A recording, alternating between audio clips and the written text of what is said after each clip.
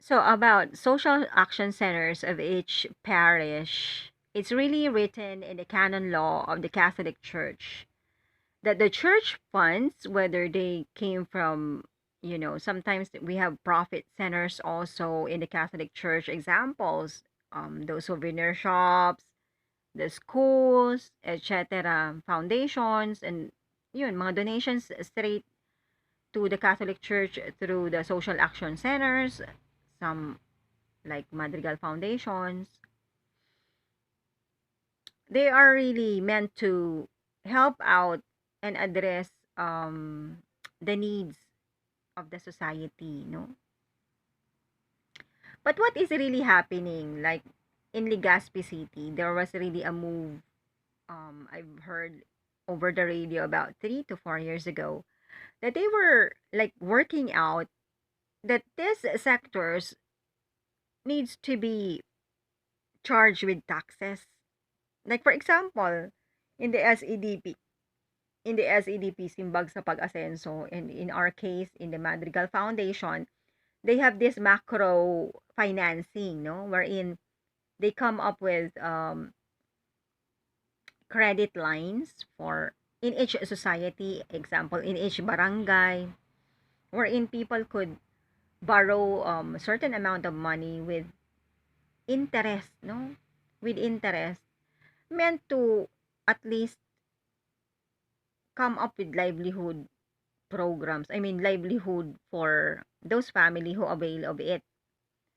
But based on my interviews, no, yung by random interview lang, nobody really like was helped, no? I'm talking about the small scale borrowers. Kasi what happened is that as if they also borrowed just like with how they do with any um lending company, no? Because there's an interest. Tapos, if they are inexperienced also and ignorant, most of them, example, if they've used the money to come up with a small business, small store, and then example, if they just mark up each item because of inexperience and non-accounting person, example that they have marked up only for each item, let's say 2% markup as their profit, and then they would not really check that the interest that they are paying for the same amount borrowed is 5%. 'Di ba? Lugi na sa ano pa lang, sa pricing pa lang. There is already a loss kasi they need to pay for the 3% interest, no? So ibig sabihin, na-eat up yung capitalization plus the interest. Because 2% lang yung minark up nila while they are asked to pay for 5% interest on the money borrowed. Diba? So, yung mga na-interview ko, wala. Nasadlak lang anya kami sa utang, something like that. So, hindi man concerned, no? There is no really good structure that the intention is really to help, no? To give sustainable, working, lifetime, and resilient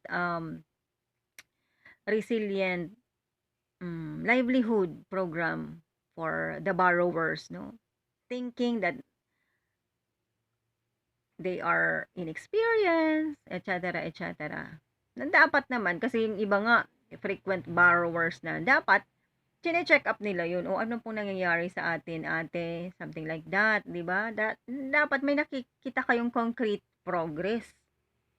Ang nangyari, interest-based na, parang interest focus na, payment focus na yung mga ganito na supposed to be, they are not there just like any other businesses, right? That they are only, because the objective of a business is to collect money plus a profit, tapos na yung usapan.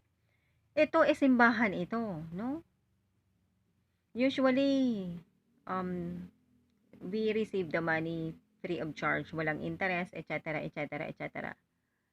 So, yun po ang naging issue noon sa Legazpi, na rinig ko po sa radyo noon na kawawa naman daw yung mga ordinaryong lending investors, no? Na nagko-compete naman tong sa simbahan na ito wherein they get the money for capitalization, for the macro financing for free. No, most of it are for free and tax-free also. Pag sa mga negosyo po kasi, ura-urada, meron na mga business permits, etc. Tas may taxation pa. Kaya lugi daw. So, at that time, I heard in the radio being taken up, no, and being tackled nga na sana daw i-charge yun ng interest kasi or tax so that daw makakompete daw yung mga lending companies naman na hindi under sa simbahan, no? Nakakatakot po na umabot dun sa may minurder na broadcaster na nag-umpisa lang po patungkol doon, no? Nag-umpisa lang sa mga patungkol doon. Plus yung ginawa po kasi sa akin na paninira nila. Meron naman po kasi mga tao na nag-iisip din kahit pasabihin ninyo na yung siniraan nyo baliw, kung ano-ano pang paninira nyong ginawa. Meron naman po mga ginagrasyahan ni Lord ng liwanag, no?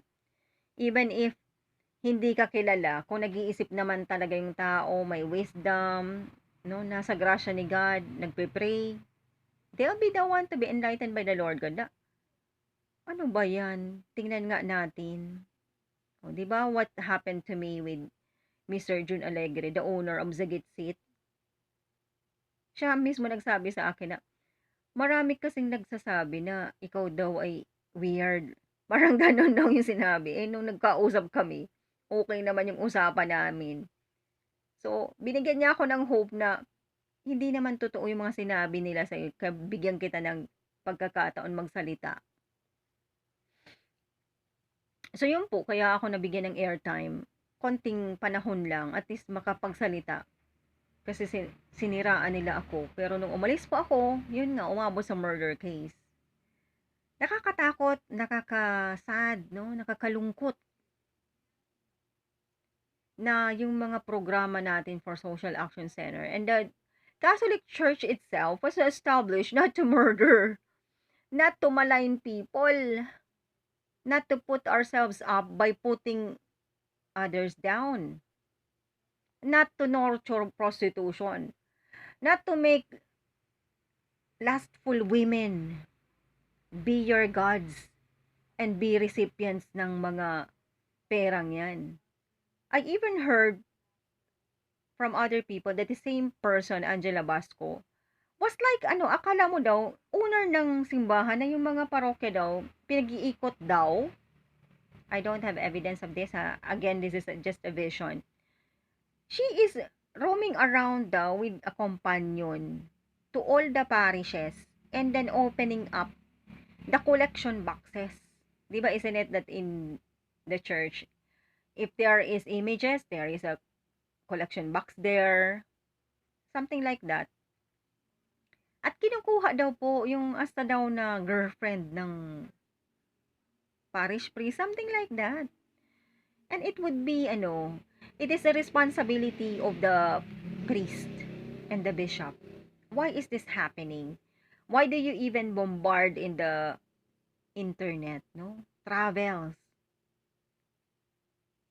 Na kung titingnan kung sa government yan, pwede nang sibakin kasi it's tantamount to corruption.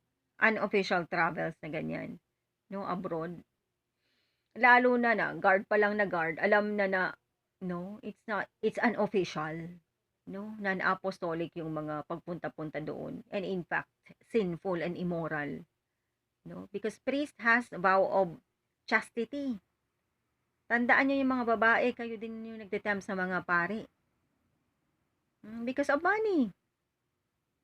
A lot of people who have known that story about Angel Basco, even also ride on, no? Doon na tayo sa Angel nga, yumaman. May mga pa-budget pa na pampa-sexy, pampaputi, no? The abortifacient. Prostitutes does that one, ha? Pagka sobra na yung nakukuhang money, nagpapa-inject po yan ng, ng contraceptives, no? And or abortifacient. Na ang effect po is pumuputi yung skin nagpapaganda, no?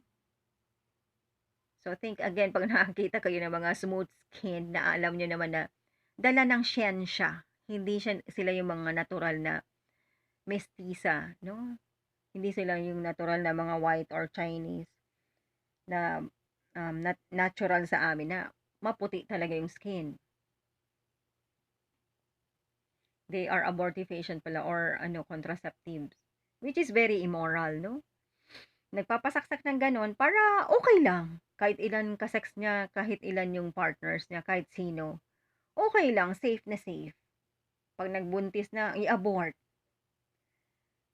Very sad, sayang. No, while other people are working hard to bear children, especially if married people. Other people naman work hard to kill, no? And to have contraceptions in order for them to be open to immoralities.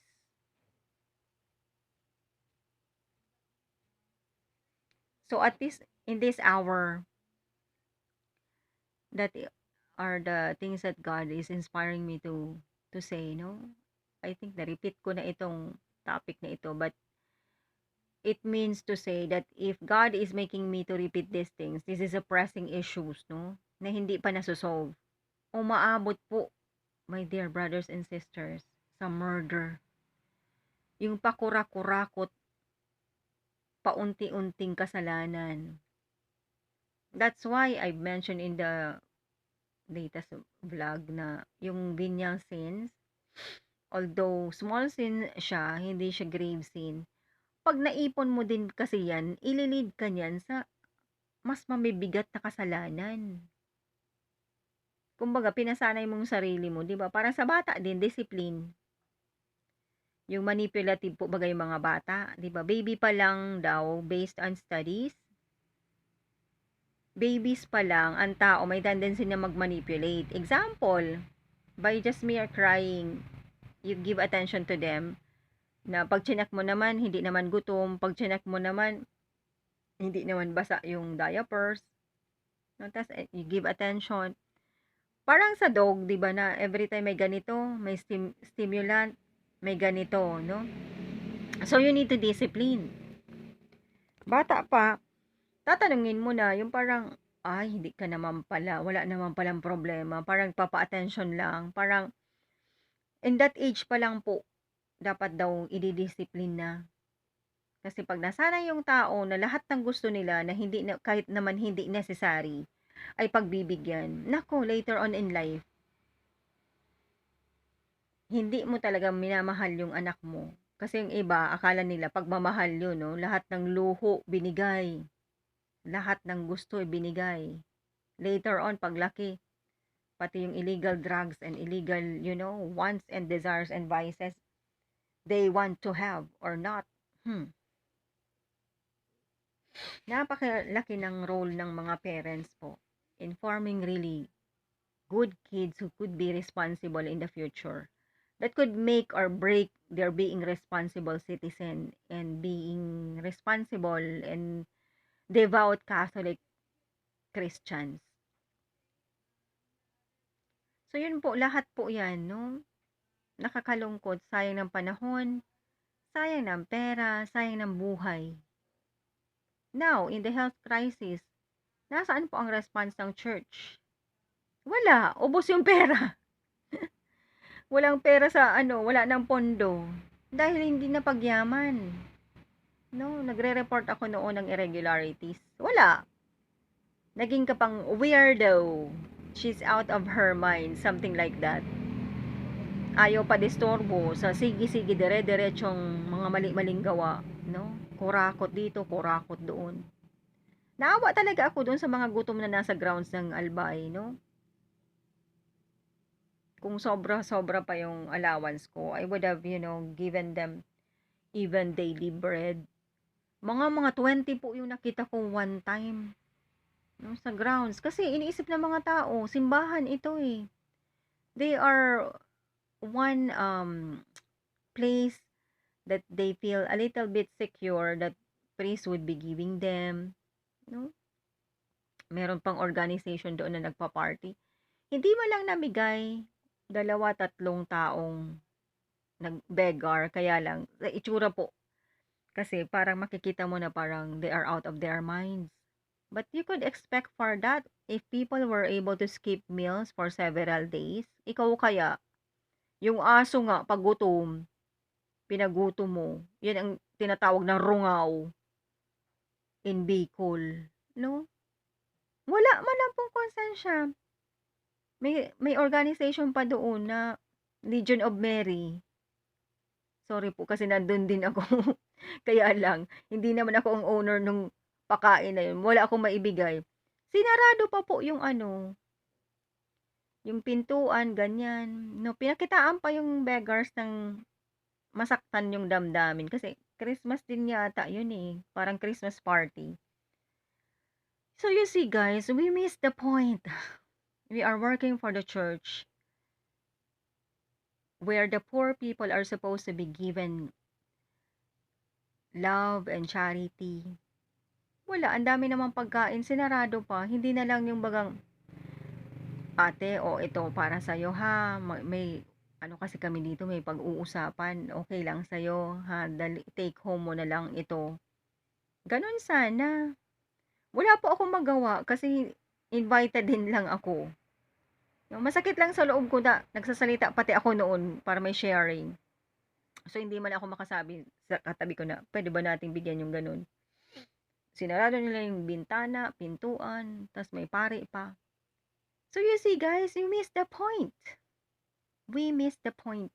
We are working for the Church of Jesus Christ and not of the church of our mistresses. Not the church of ourselves, no? It is not ours. Dapat nga yung mga simbahan, may mga ready food talaga yan dyan, no? For anyone na who run out of money or what, na pwede nyo naman pakapihin, na may tinapay man lamang. Dapat meron kayong mga ganyan kasi you have funds. Wala, nakakalungkot pong tingnan, no? Social action center but non-action, no? Action lagi, mga excursion, shopping sa Ayala Malls, sabay-sabayan doon sa coaster na binili nilang bago. Super kwento yung mga guards dyan. At huwag niyo yung kagagalitan yung mga guards ha. They are being responsible. And even without guards, pinapakita yan ni Lord God. Ine-expose yan mga padi. Huwag kayong magalit sa akin. Dahil mali naman talaga. That's why we need to question already, how are you being formed in the seminaries? When you live in luxury, you want always the best car. Ala, ikukumpit pa si King na bilyonaryong mga tao. Pinaghirapan nila yung mga pambili nila ng sports car costing 7 million each. No? The businessman has a right to reward themselves because they worked hard for it, especially if we're talking about legal businesses. Nakakahiya po. No? Also here in Madrigal Foundation, pasosyal ng masyado si Narvades. Feeling owner. Ang dami na pong empleyado dyan na nag-turnover. Same thing with SEDP. And everyone was like, especially those collectors who are holding cash. Ang dami na pong nagnakaw. So, pakanakaw ng madami, sibat.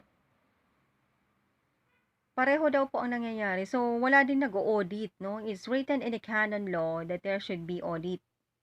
Economos people, that's what they are being called, should be the one to account for it, monitor, and check if all of the expenses or the cash outflow are valid. Pretty much like what's going on in the government, any organizations for that matter, businesses that we have. That is the role of accounting and auditing. So yun po, ang dami man ng needs, ang dami man mga poor in the society, ang dami din pong pamamaraan at ang dami ding pera nakalaan for that. Only that it's not working. Kung sino yung nakaupo, bulsa. Kung sino yung napagbilinan, pa-shopping muna. Pabanat ng buhok, ng muka, pa-slim dito, pa-inject ng pampaputi, pampagandang abortifacient. Grabe po yung mga roots of evil na ganyan. That nobody can deny. Those are cancers in our society. 'Di ba? Albay is a calamity, ano 'yan, province na matatawag, 'di ba, because of the volcano. Although not naman every year merong eruption. Pero that's one province that you always expect, no, na may mga evacuees, no, evacuation expenses. Dapat naka-reserve lang 'yan. While waiting naman, sige, madali lang po kung responsable yung mga nakaupo, na you know the objective, it's not for you. Hindi, kasi kung sino yung nakaupo, ako naman ngayon. 'Di ba, gano'n din nangyari sa mga alumni associations na 'yan. Hindi na audit-audit, naku, kaya alam ko na, ayaw na mag-audit kasi sila naman daw, para sila naman kukurakot at hindi rin i-o-audit. Makikita mo pati 'yan, guys, yung process talaga ng devil, 'no? Walang naririnig. Wala silang naririnig na, "Uy, sa accounting kasi ganito, guys." Naintindihan ko naman kayo, mga NARS kayo, eh, nurses. No, that's our ano, joke term sa nurse, NARS. Sige, ako mag-explain sa inyo kasi profession ko ito, para may responsibility naman ako sa inyo mag-explain. Na dapat kasi yung pera, hindi naman 'yan kung kanino lang, 'di ba? Kahit sa akin kung ibigay mo 'yan, hindi lang 'yan sa akin. So we need to account for it, no? Those are joint efforts of common fund ng mga batchmates na meron extra money, 'di ba? Pinut in one fund for good purposes, for the activities, plus reach out programs daw. Tapos may pa-reach out sa batchmate, may pa-reach out sa mga poor areas of their choice. Ay wala pong accounting. Nakagawa man ng mga accounting, hindi man inaudit. At very late po yung mga accounting reports, no? Just to set an example. Tapos yung empleyadong nasa SM, mataas na yung posisyon, nag-resign yun. Kay dollar rate man yung ano, pumapasok na pera. Tapos lahat sa kanya binigay. Mayaman na po yun, ha. Nakakaangat na yung pamilya. Mataas pa sweldo niya sa SM. You would really see, guys, nag-resign talaga yun. Tapos pasabi-sabi na lang daw na naka-invest niya yung pera. Nasaan? Tapos yung mga nagbigay naman, wala namang pakialam kasi ang gusto lang nila nagbigay sila, no? Ay wala po, kasi ang nangyari din, ininsulto pa ako. Ginawa pang issue yung ginawa nga ng bishop sa Albay, na very obvious naman, kabatch mo yan, kilala mo naman na galing naman ako sa kumbento, ang nakalagay doon, kung ano-ano nga na mali-mali. So, si Satan, syempre, nilagay na sa mga isip ng mga nagsasamba sa kanya na ako yung may kasalanan, ako yung sabi ng lie, na alam naman ng lahat na galing din ako sa convent, nakalagay kasi daw doon na galing ako sa convent. Dapat explanation yun. Magmula noon, hindi na ako mag-ano sa kanila kasi pinadali-dali po akong pumunta doon para lang i-grill. Imagine mo yan. At na-late na nga ako doon sa fun run. You could really see the uncharity of people, no? Evil. Beelzebub is very much in the hearts. Even Satan. O kung nagprostitute pa, the seven princes of hell. Makikita mo talaga. Yun kasi ang pinakita sa akin ni Lord God nung umiyak po ako sa kanya. Nasabi mo, Lord, i-expose ko tong miraculous picture na ito. Bakit yung mga pari, imbis na i-appreciate, no, full of doubts, ininsulto pa ako, ganyan. Yun, pinakita po sa akin ni Lord God na nasa kasalanan yung mga taong ganun. At grabe yung violation sa vows, no? So pag ganun po, hindi ko na yung further na kulitin yung mga taong ganyan kasi wala na silang naririnig. Ang naririnig nila yung spirit ni Satan. And all of you also to whom I have consulted my problems to, with regards to the land, with regards to mysterious death of my brother, which is alleged murder. Halos lahat po ng nakonsultahan ko, hindi na nga tumulong. Nagdagdag pa. Sabi ko, ano kaya yan, Lord? Anong sinasabi ni Satan sa kanila na yung mga kinonsultahan ko, mga abogado, na pagsabi kong may land grabbing squatting doon, hindi nagbibigay yung mga illegal farmers nga. Ay, sila na rin yung pumunta doon. Sabi ko, siguro, sinasabihan ni Satan na ang gustong sabihin yan, ikaw din ay mag-ride on doon. Maghanap ka rin anya ng area mo at sa'yo na rin yun. At ang nagre-reklamo nga ni ako na, can I ask for help? Na ganito po ang nangyayari sa lupa namin, yung mga injustices sa akin. Ay, nag-ride on po. Kaya, I have that logic na, ano man daw yan doon? Kasi mga gabos na hinagadan ko, uruto na. Si batchmate kong abogada, biglang nagkagigwang kotse. Tapos sabi na, frequents the place, igwa ng rice supply duman sa illegal farmer me. Pati daan nga ni ang parokya kan St. Joseph, igwa man daa. Plus igwa naman mo yung St. Pio, di duwa ng padi.